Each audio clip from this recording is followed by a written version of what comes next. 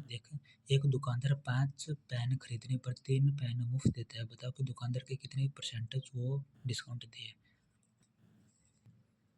एक दुकानदार कहे कि मेरे पास 5 पेन खरीदो और 3 पेन मुफ्त पाओ।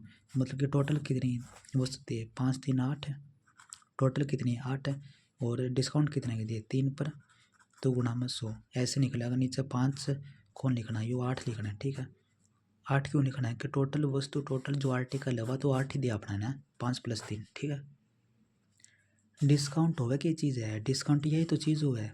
ऊपर जो भी फ्री चीज़ है, जो भी फ्री चीज़ है, जितना भी डिस्काउंट है, नीचे टोटल होगा, गुणा में 100 होगा।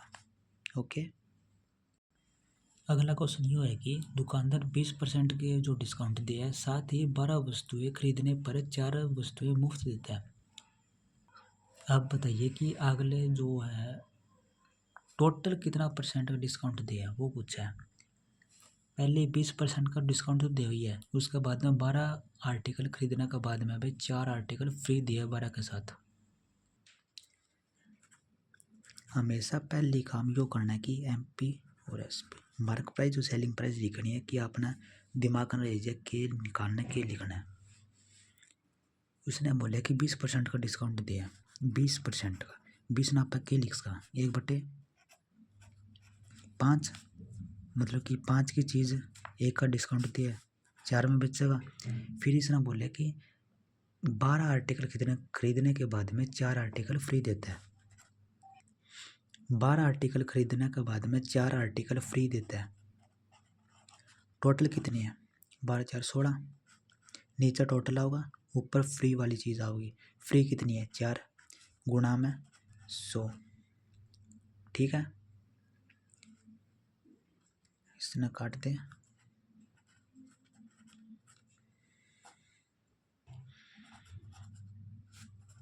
%25 या फ्री वाली चीज़ कितने परसेंट की, या 25% की छूट हुई।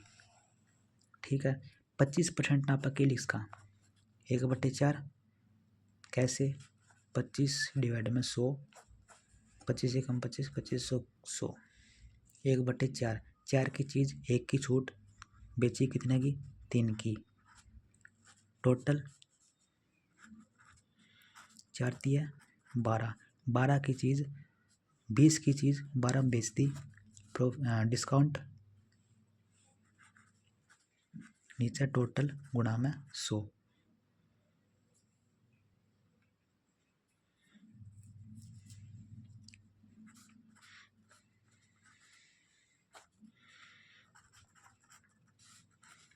ठीक है, कोई दिक्कत आई? देख, मैं शुरू से बताऊँ, कोई भी दुकानदार है वो, लेकिन पहले तो मैं वो 20% की छूट दे दे, फिर साथ ही बोले कि अगर मेरी 12 वस्तुएं खरीदोगे तो मैं 4 वस्तुएं फ्री दूंगा। ये 2 छूट दे दे, 2 डिस्काउंट दे दिया। ठीक है, 20% ना के लिए इसका 1/5, 1/5 लिख दिया, तो 5 की चीज़ 1 की छूट है तो 5 की चीज़ 4 में बिकेगी। फिर बाद में या आप परसेंटेज में निकालेंगे, या परसेंटेज में कितने की छूट है, क्योंकि आप या भी परसेंटेज में करना है तो परसेंटेज में निकालेंगे। टोटल कितने 12 4 16, 16 की चीज़ 4 की डिस्काउंट दिया, ऊपर डिस्काउंट वो आओगा। फिर काट पीट के 25% आया, 25% ना पके लिखा 1/4, 1/4 तो 4 की चीज़ 1 का डिस्काउंट बिकाई कितनी 3 की। फिर आप इसने गुणा करें, 500 की 20, 4 है 12, 20 की चीज़ 12 में बेची तो डिस्काउंट कितना का 8 का, और 8 डिवाइड में टोटल आओगा, टोटल कितना है 20, गुणा में 100 आओगा। ये टोटल 40% की छूट दी है वो। ठीक है, यह देख 12.5% डिस्काउंट देने के बाद में कोई भी मोबाइल है वह सेल हो है 3,430 रुपये में बिका है, तो उस पर मार्क प्राइस कितनी, इसमें क्वेश्चन वो बोले कि इसका मार्क प्राइस कितनी है कि उस पर 12.5% का डिस्काउंट देने के बाद में इतने की बिकी है। ठीक है, मार्क प्राइस पर डिस्काउंट देवा तभी तो सेलिंग प्राइस आवे। सही बात है, सेलिंग प्राइस की हो जो आपा जो चीज़ जिस रेट पर आपा बेचा वो, डिस्काउंट जो उस पर सेलिंग प्राइस पर लगेड़ा हुआ है, और जो मार्क प्राइस पर अपन डिस्काउंट देवा उसमें घटाऊँ, ठीक है। मार्क प्राइस कौन बताई इसने, लेकिन इस पर डिस्काउंट तो बता दिया कि इतना का डिस्काउंट दे दिया, सेलिंग प्राइस बता दी इतना ही दे दिया, चीज़ निकाल इसका, दो चीज़ दे दी, तीसरी चीज़ तो निकाल इसका, इन दोनों ना प्लस कर गया, निकल गया, ठीक है। दुकानदार ने डिस्काउंट कितना का बोला, 12.5% का, मैं परसेंट हटाऊँ तो 100, अगर ये पॉइंट भी हटाऊँ तो नीचे 1 0 और लग जाएगी, इसने काट पीट के कितना आया 1/8, मतलब कि डिस्काउंट मार्क प्राइस है या एक का डिस्काउंट दिए यू है डिस्काउंट, ठीक है। तो सेलिंग प्राइस कितनी होगी, 8 में तो 1 घटाए तो तभी तो मतलब कि 8 की चीज़ पर 1 रुपये की छूट दे दे तो 7 की बिकेगी, 7 की है यो सेलिंग प्राइस। लेकिन आपने क्वेश्चन में किधर रखी है, सेलिंग प्राइस 3,430 है, जो 3,430 है नी वह 7 का बराबर होगी, ठीक है। 7 यूनिट की वैल्यू इतनी है, तो आप में निकाल इसका, आप डिस्काउंट भी निकाल इसका, मार्क प्राइस भी निकाल इसका, की होगी। इसमें क्वेश्चन बोला कि अंकित मूल्य बताओ, मार्क प्राइस बताओ, मार्क प्राइस बता इसका, 7 की चीज़ 7 यूनिट की वैल्यू इतनी है तो 8 यूनिट की वैल्यू कितनी होगी, डिवाइड में 7 यूनिट की वैल्यू 3,430 है, 1 यूनिट की वैल्यू 3,430 डिवाइड में 7, 8 यूनिट की वैल्यू निकालेंगे तो गुणा में 8, कोई दिक्कत, बस ऐसे ही होगा क्वेश्चन, ठीक है। यह चीज़ याद रखिए, मार्क प्राइस माइनस डिस्काउंट बराबर में सेलिंग प्राइस होगा, क्योंकि मार्क प्राइस पर डिस्काउंट घटाऊंगा तभी तो सेलिंग प्राइस आओगी। क्वेश्चन के अंदर हमेशा दो चीज़ दे पाओगी, एक चीज़ निकालनी है, ठीक है। चाहे या दो चीज़ दे दो या निकालनी है, या दे दो चाहे या निकालनी है, ठीक है। और डिस्काउंट हमेशा मार्क प्राइस पर ही होगा, कभी सेलिंग प्राइस पर लगा दे। एक सिंपल चीज़ देख, कोई भी चीज़ की यह रेट है, कॉस्ट प्राइस है, या मतलब कि यह 100 रुपये ही मान ले, इसने आप 100 रुपये की चीज़ लेके आई, इसने बढ़ा के 400 लिख दिया कि ये 400 रुपया की मार्क प्राइस है। कोई भी बंदा होगा उसने देखा कि भाई 400 रुपये तो कौन दे, इस पर डिस्काउंट दे, डिस्काउंट देगा तो 100 पर कौन देगा, 400 पर देगा, 400 पर देगा कि मैं ठीक है 20% का डिस्काउंट दे दूँगा देना, 20% का डिस्काउंट देने के बाद में यह चीज़ हो रहा होगी, 20% का डिस्काउंट कितना होगा, 400 गुणा में 20 डिवाइड में 100, 8, मतलब कि 80 रुपया घटा दे 400 में, 400 में 80 रुपये घटाए कितनी बची, 320, फिर भी फ़ायदा में हो, या तो होगी कॉस्ट प्राइस या होगी सेलिंग प्राइस, 320 में बेचेगी, जिस भी रेट पर 320 में बेचेगी वह हो जाएगी सेलिंग प्राइस, और मार्क प्राइस होगी 400, ठीक है। डिस्काउंट हमेशा मार्क प्राइस पर ही होगा, ना कि कॉस्ट प्राइस पर और सेलिंग प्राइस पर। एक वस्तु का अंकित मूल्य 8,000 रुपये है, 2 क्रमागत छूट देने के बाद में 10% और 20% छूट देने के बाद में उसका जो विक्रय मूल्य होगा, सेलिंग प्राइस होगी, वह कितनी होगी। मार्क प्राइस दे दिया 8,000 रुपये, इसने छूट दे दिया 8,000 पर, 2 बार छूट दे दी इसने, एक तो 10% की दे दी, एक 20% की दे दी, इसमें चक्कर में पड़ गया कि 2 छूट कैसे निकाले। इसका फॉर्मूला है, एक तो या ऐसे कर ले, मतलब 10% है, 10 डिवाइड में 100, 10 की चीज़ 1 की छूट, 10 की चीज़ 1 की छूट 9 रुपये, 20 में 20 ने क्या लिख सका 1/5, 5 की चीज़ 4 रुपया में, टोटल 50, 36 कितने की, 4 10 14 50 गुणा में 2, ठीक है। एक तो ऐसे निकाल ले, गुणा में 100 2 के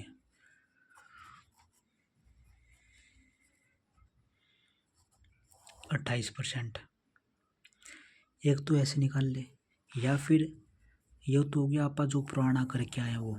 अगर 2 छूट दे दे तो आपा 9 भी कर इसका MP और SP लिख के। अगर सीधा डायरेक्ट करना हो तो x प्लस वाई माइनस में XY डिवाइड में 100, तब भी 28 ही आओगा। x पहली छूट कितनी है 10 की, दूसरी छूट कितनी है 20 की, माइनस में 10 गुणा में 20 डिवाइड में 100, 30 डिवाइड में 200 मतलब कि 2 28। ऐसे भी कर सकें 28 है कि नहीं। ये भी पता चल गया कि 8,000 पर बस 28% छूट देनी है। निकाल सका 8 गुणा में 28%, यो काट बेटे कर लिए आ जाएगा आंसर। यो तेरे पर डिपेंड करे कि 10% और 20% ने कैसे सोल्व करना है। या तो MPSP से करके कर लिए, एक एक करके 10 की चीज़ 9 पर बेची, 5 की 4 पर बेची, फिर इसने गुणा करना है, फिर इसमें घटा के टोटल नीचे लिखना है, गुणा 100 करना है, 28 आ जाएगा।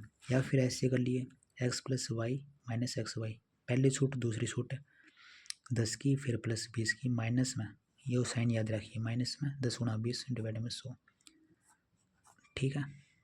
इस क्वेश्चन के अंदर देख, एक वस्तु को 25% और 15% क्रमिक छूट देने के बाद में 612 रुपया में बेचा जाता है, तो उसका अंकित मूल्य है। मार्क प्राइस पूछे उसने, क्या होगा मार्क प्राइस की है। मार्क प्राइस में तो सेलिंग प्राइस और डिस्काउंट घटाऊंगा तो सेलिंग प्राइस आऊगा। इसने मार्क प्राइस पूछ लिया क्या होगा, कितना है, डिस्काउंट दे दिया, 2 डिस्काउंट दिए, एक तो 25% का और एक दिया 15% का। ठीक है। और सेलिंग प्राइस दे दी कितने की 612 रुपये की। 25 ने के लिख सकूँ मैं 1/4, 15 ने के लिख सकूँ 15 डिवाइड में 100,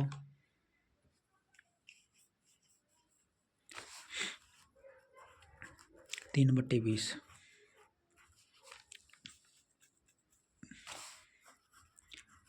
ठीक है। 1/4 पहले काम क्या बताया, मार्क प्राइस और सेलिंग प्राइस लिखनी। मार्क प्राइस कितनी है 4 की, 1 की छूट दे दी, बिके कितने की 3 की। ऐसे ही 20 की चीज़ है, 3 की छूट दे दी, बिकी कितने की 17 की, टोटल 80, 17 है 51। ठीक है। यह होगी सेलिंग प्राइस, यह है मार्क प्राइस। सेलिंग प्राइस याद रख, सेलिंग प्राइस 612 रुपये क्वेश्चन में दे रखा है, सेलिंग प्राइस 612 रुपये, तो यो 51 नहीं 612 रुपये के बराबर होगा। ठीक है। 51 यूनिट की वैल्यू 612 है, 1 यूनिट की वैल्यू कितनी होगी 612 डिवाइड में 51।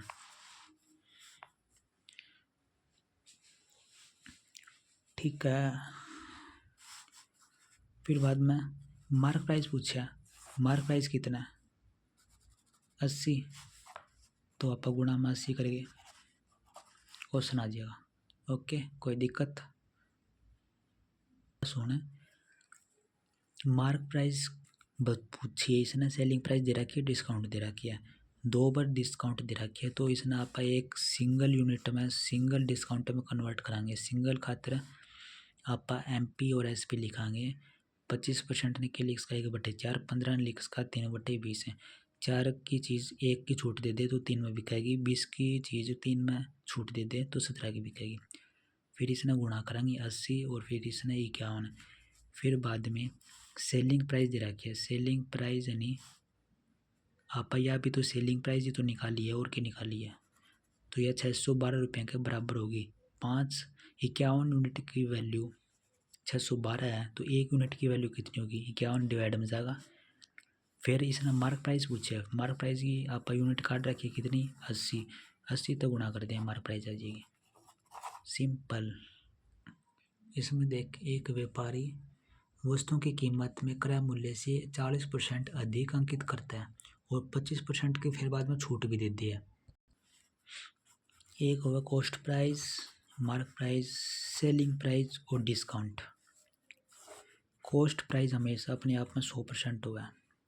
100% होने इसने ऊपर लिख दिया कि 40% ज़्यादा अंकित मूल्य करती है। मतलब कि 100 की चीज़ पर नहीं 40% ज़्यादा उस पर टैग पर लिख दिया कि भाई इतना परसेंट की 140 रुपये की। फिर बाद में क्या काम करेगा तो ज़्यादा इस पर कुछ डिस्काउंट देना पड़ेगा। डिस्काउंट दे दे, कितना दें 25% का, तो जो 25% डिस्काउंट दिया वह 100 पर कौन दे 140 पर देगा, तभी उसका फ़ायदा होगा। अगर 100 पर देगा तो वो तो नुकसान में गया, क्योंकि वह चीज़ ही 100 की है। 25% का डिस्काउंट 140 पर देगा, ठीक है। 140 पर 25% का डिस्काउंट निकाल इसका, 25 ने क्या लिख सकते 1/4, कितना आया 4 दिया 12, कितने में 2 और 5 या 20,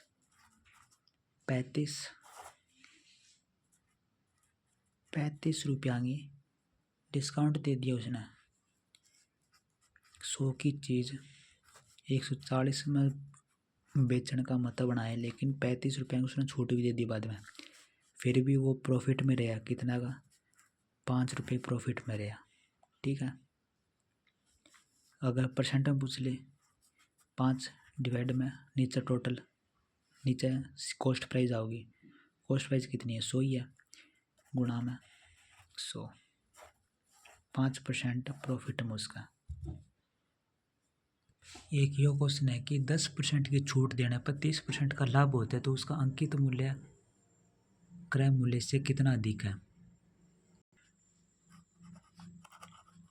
इस टाइप का क्वेश्चन में सीधा सिंपल करना है कि 10% की छूट देने के बाद में उसने 20% का प्रॉफिट हुआ।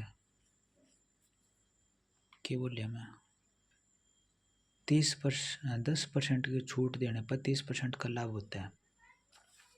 10% की छूट दे दे, या भी 100 पर मान ले या भी 100 पर 10% की छूट देवा तो 90 की, और लाभ कितना हुआ 30 का 130, टोटल गैप कितना है 40 का, कितना पर 90 पर गुणा में 100। बस ज़्यादा फालतू दिमाग लगाना है को, इतना नहीं करना है।